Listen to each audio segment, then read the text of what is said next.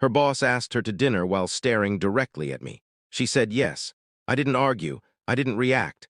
I simply walked out, and that was the moment I decided to erase myself from her life. My name is Cole Branson. I'm 47 years old, a patent attorney who spent over 2 decades protecting other people's ideas, building legal walls so strong nothing could break through them. I understood contracts, power, strategy, everything except my own marriage. The night everything ended looked perfect from the outside. It was another corporate awards ceremony, the kind filled with polished smiles and expensive suits. Nicole's company was celebrating a record-breaking quarter, and she was at the center of it all. For 6 years, she had climbed her way up to director of marketing, and she wasn't slowing down. I used to admire that drive. I still did, in a way. But somewhere along the line, ambition replaced connection. We stopped being partners and became two people living parallel lives under the same roof. That night, I stood near the bar, a glass of whiskey in my hand, watching her move through the crowd like she owned it. She laughed easily, touched shoulders, held eye contact just long enough to make people feel important. That was the woman I fell in love with 23 years ago. Then Vincent Crawford walked in. He was exactly what you'd expect, powerful, confident, the kind of man who never hears the word no. I had met him twice before, and both times I didn't like the way he looked at my wife. This time was no different. They started talking. I couldn't hear them, but I didn't need to. I saw the shift in her posture, the way she leaned in, the subtle smile that wasn't meant for me anymore.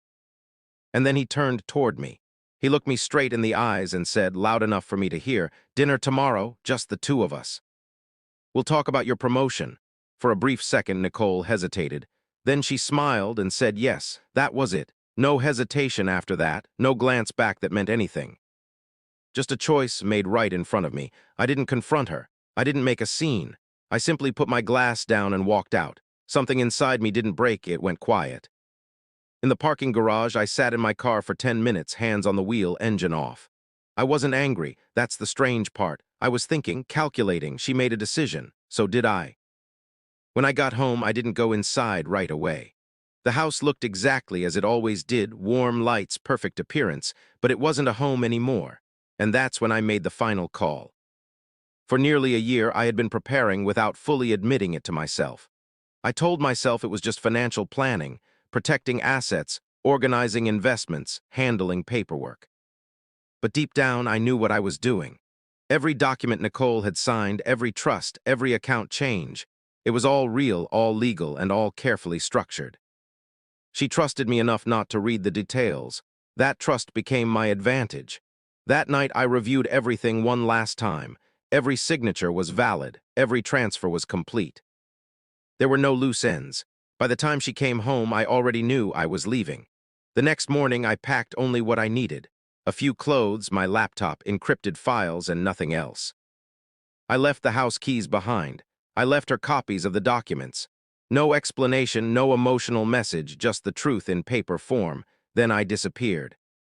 I turned off my phone, destroyed the SIM card, and walked away from a life I had spent 20 years building. For the first time in a long time, I felt in control. Days passed and I watched everything unfold from a distance. Her confusion turned into panic. Calls, messages, questions, all unanswered. She reported me missing, but I wasn't missing. I had simply chosen to leave. Legally, there was nothing she could do. Every move I made was within the law. Every asset I secured was backed by her own signature. The reality hit her slowly, then all at once. The house wasn't hers anymore. The accounts were no longer accessible. The safety she assumed would always be there was gone. And for the first time, she understood what it felt like to lose control. Weeks later, I received a message through indirect channels, short, simple, desperate. "You win, I'll sign anything. Just let me keep something." I didn't respond, because this was never about winning. It was about being seen. For years, I had become invisible in my own marriage. Ignored, overlooked, treated as optional. That night in the ballroom wasn't the beginning, it was the confirmation, so I walked away. Not for revenge, but because staying would have meant accepting a life where I didn't matter. Time passed, things settled.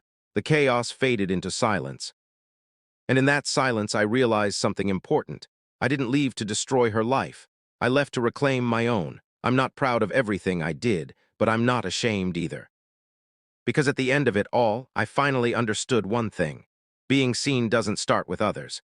It starts the moment you decide you're no longer willing to be invisible.